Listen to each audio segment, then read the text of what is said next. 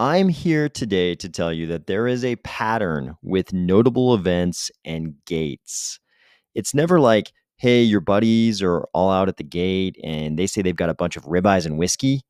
It's not, hey, that super hot barista from Starbucks is out at the gate wanting to confess their secret infatuation with you. That's not how it goes with notable events and gates. It can only ever be one thing. Hey, there are barbarians at the gate, and they've got swords and axes. This is how enlightened kingdoms, empires, and domains fall. It's not by ribeyes and whiskey or super hot baristas. It's by barbarians who don't understand what it is they seek to destroy. Crypto is in this situation right now, and even worse, it's got a false confidence problem. Ready? Let's go.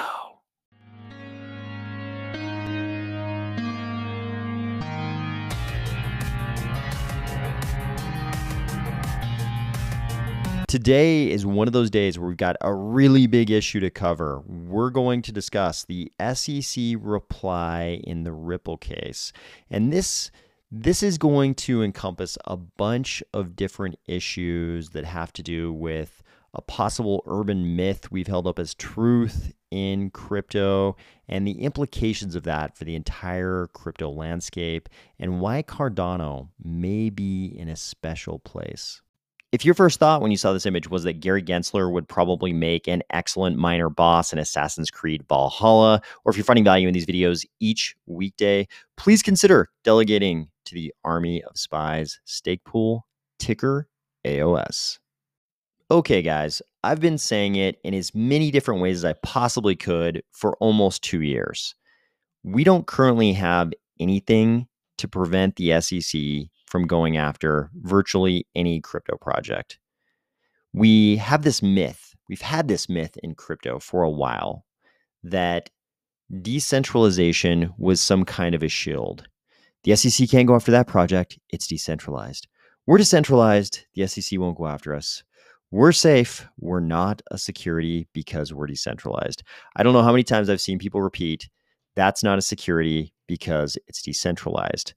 But then you quiz them on it, and the only thing they can produce are quotes from a speech involving a staff member of the SEC. Okay, maybe he was more than just a staff member of the SEC. Maybe he was the director of the SEC, but we have a problem because the directors of regulatory agencies give a lot of speeches and they say a lot of things, and those things aren't necessarily binding on that agency in any way.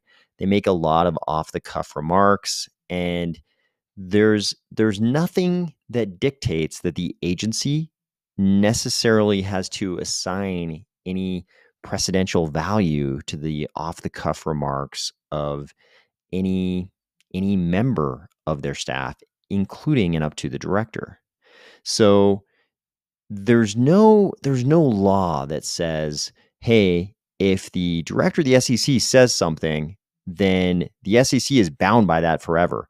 That's just not a thing because they say a lot of things, they give a lot of speeches, and those things aren't binding on the agencies that they're working for. Crypto loved this idea that decentralization was a shield that could be used against the SEC, that it imagined that there was somehow a prong of the Howey test that said, if you're decentralized, you're not a security. And it turns out that sure is not the case. Here's a document from the Department of Banking and Securities in Pennsylvania. Nothing special about Pennsylvania here. I just liked the way they laid out this document. But it does go through the prongs of the Howey test. So we'll look at prongs 1, 3, and 4 first, and then come back to prong 2. So the first prong is, was there an investment of money? And in most cases in crypto, I think we'll all agree, people usually tend to pay some form of money for the token or coin they're buying. Prong 3, was the investment made with the expectation of profits? No matter what kind of language the issuer of that coin or token uses, like, don't expect profits here. Don't think of this as an investment that'll have some kind of yield or profit. Even if they say things like that, people are buying those coins or tokens in most cases And we'll say this especially with fungible tokens. With fungible tokens, they're buying those usually with an expectation of profits. Prong 4 requires those profits be derived from the efforts of others. And this is one of those things I've been talking about recently in terms of why Bitcoin is so different from the way we do crypto today. When we do crypto today, usually there's some kind of an entity behind the project that's going to keep developing that little project or ecosystem or blockchain or whatever it is. They're going to continue doing work even after they issue this token or coin. And so it's very easy in modern crypto to make this case that whatever profits these investors are expecting are going to be derived from the efforts of that company, that issuer. With Bitcoin, it was different because Satoshi sort of launched Bitcoin in its, at the time, sort of completed form. I know, there were changes made to Bitcoin later on. I know. But Satoshi launched Bitcoin and it was a running network. It was ready to go. And Satoshi wasn't like, hey guys, I've got a 5-year roadmap and I'm going to do all these other things to Bitcoin so that the value of BTC is increased for all of you. That wasn't how it went. Satoshi launched Bitcoin. And true, Satoshi kept kind of mining, but he was mining for his own account. He wasn't, mining. He didn't come out and say, "Hey, just so you know, guys, I sure am going to keep mining so the network has, sort of a jump start, and there's going to be more value in the coin for you." He was, theoretically just mining for his own account. So with Satoshi, you had him launch the project, and then he kind of stepped away from the project. There wasn't this expectation that Satoshi was going to keep working on the project to increase the value of BTC for all the investors. That wasn't the deal. That's why Bitcoin was so different. On top of that, you've got the situation where Satoshi was not a good regulatory target. To this day, nobody really knows who Satoshi was. How were regulators ever going to serve him and get him in court or, make him answer for, regulatory infractions if he couldn't be found? So Bitcoin was a very different project given this fourth prong. But let's go back to the second prong. This prong is that the investment was an investment in a common enterprise. And this is where crypto really tried to fit the myth of decentralization as shield. So unfortunately, Howey doesn't talk about decentralization, and it doesn't give a definition really for common enterprise. So courts since then have come up with a few different sort of, tests for this common enterprise prong. One is called horizontal commonality, which requires 2 or more investors who pool their contributions and receive profits on a pro rata basis. Number 2 is vertical commonality, and specifically what they call broad vertical commonality, which requires a common interest between the investor and the promoter or third party, such that the fortunes of all investors are tied to the expertise of the promoter or third party. This kind of sounds a little bit like prong 4, right? That the prong about the return, the profits being derived from the efforts of others. So some people have problems with this broad vertical commonality, but some courts have used this test for common enterprise. We've also got a narrow vertical commonality test requiring the investor and promoter share in the profits. But as you can see, we've got a problem under these tests, because what happens in modern crypto is that the project, whoever is the promoter of the coin or token, whoever is the lab entity or the company or the founders behind that token or coin, they are often retaining some number of those coins. And here we're mainly talking about fungible tokens. They're retaining some number of those tokens or coins, and they certainly do have a common interest with the investors. And that company or those founders or that lab entity, they certainly are kind of holding themselves out as experts. And the fortunes of the investors do, in a lot of cases, seem to be tied to the expertise of the promoter or third party.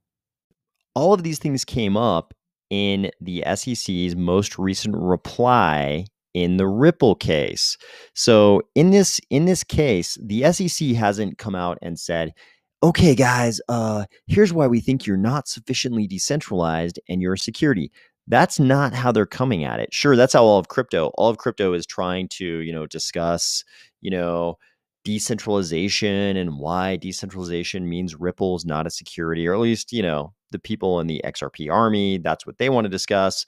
But when the SEC replied to Ripple and all of the different entities that sort of filed briefs sort of on behalf of crypto and Ripple, explaining why Ripple's not a security and citing all of these sort of public policy concerns about stringent regulation of crypto by the SEC.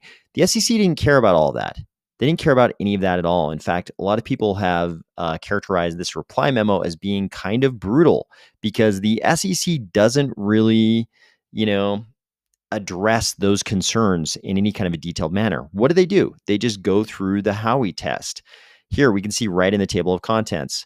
They say Ripple offered and sold investment contracts. Those were the XRP coins. And they say XRP purchasers tendered money for them. So here they're laying out it was an investment of money, and XRP sold those coins. They say the undisputed evidence establishes a common enterprise, and they're going to go ahead and say that the SEC has established common enterprise via both horizontal commonality, that first test, and strict vertical commonality. So they're saying it's not even close, and they don't really address in any meaningful way the decentralization thing. They're not saying, hey, listen, we're going to tell you why XRP isn't decentralized enough. They're saying, no, that's not even relevant. What's relevant are the tests that have been laid out in the applicable precedents.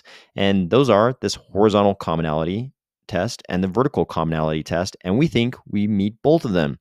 Then they say defendants, this is Ripple's public statements and the economic reality of XRP led XRP investors to reasonably expect profits, that's prong 3, from Ripple's efforts, that's prong 4. And of course, if we're being real here, we kind of know that people who bought XRP, they were expecting to make money on it, and they were also expecting that was probably going to be from the results of Ripple's efforts. Down here in the body of the brief, it only takes the SEC one sentence to explain why they think horizontal commonality is easily met. And I'm going to paraphrase here. They say, because all investors held the same fungible token and their fortunes with respect to that token rose and fell together and in proportion to their holdings.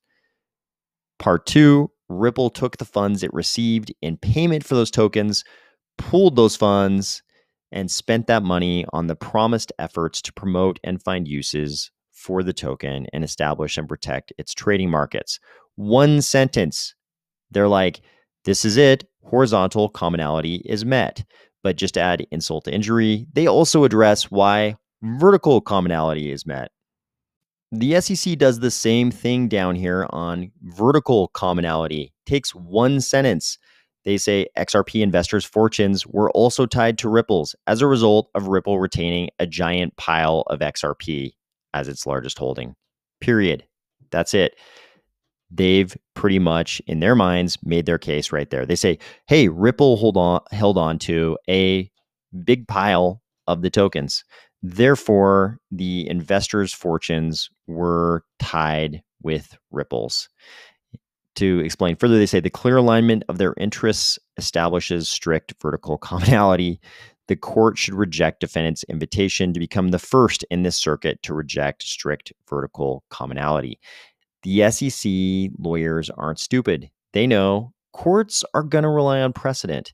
And we don't have this, we don't have any precedent that dictates that decentralization is somehow a shield to something being a security. It's just not a thing that currently exists. We have this speech from the former director of the SEC. But like we talked about, speeches, off the cuff remarks, these things are not necessarily binding on the agencies that those directors are working for. like with any kind of complex litigation, there might be some technicality, maybe like a fair notice issue or something like that, that the court focuses on. And Ripple might somehow get off the hook on some kind of a technicality not really related to the Howey test. But the way things are lining up, it wouldn't be a surprise at all if the court just goes down the prongs of the Howey test and says, yep, can't see any reason why XRP doesn't meet all the prongs of the Howey test. So this is a security. Sorry, Ripple. That would kind of be a non-surprising, standard result in this case. In fact, this poster says, recommend reading this entire thing to understand why there will be no change or progress in U.S. securities law until either Congress legislates or the SEC decides to capitulate on their crusade and actually make rules under their rule-making authority. And so far what we've seen is no capitulation by the SEC whatsoever. And we've seen so far an inability of U.S. lawmakers to creating legislation to change this situation. So what are we left with? What we're left with is, if you are peddling fungible tokens, and this, in my opinion, this probably applies at every level. If you are peddling fungible tokens, it's probably just a matter of the SEC's labor shortage that determines whether or not they go after you.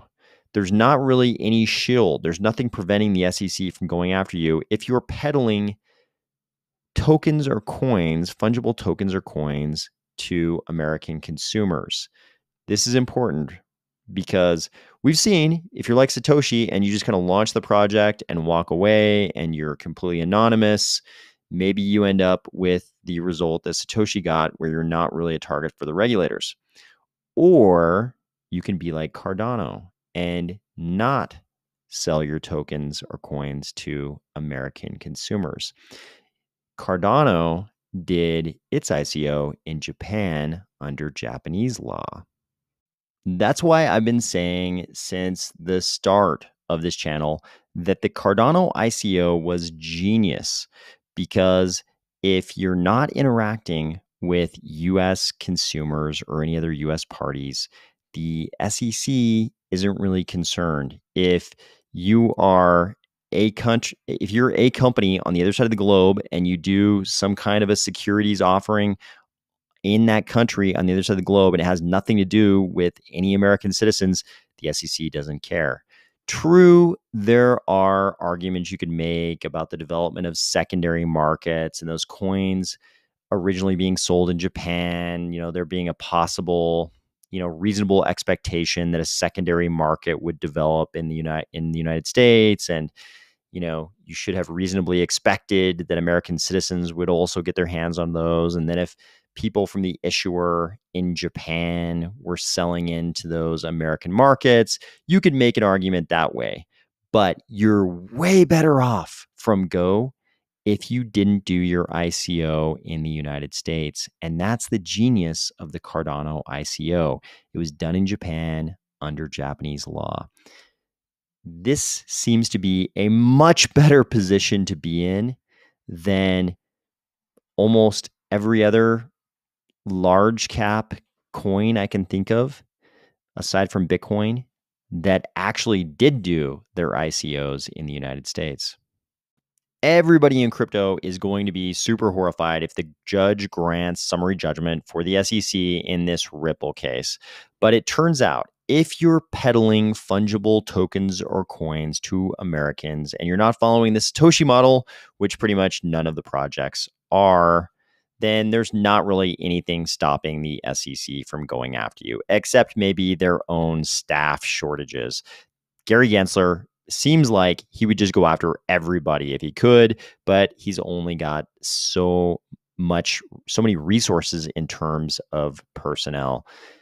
I think the big problem here is the gap in expectations, though, between what crypto thinks is going to happen and what is actually possibly going to happen. And a lot of it is because this whole decentralization means you're not a security was probably, as things stand now, legislation could change this or SEC rulemaking. But as things stand now, that whole idea that if you're decentralized, you're not a security, that was pretty much an urban myth all along. Despite all this, I hope you're having a great week, and I'll talk to you tomorrow.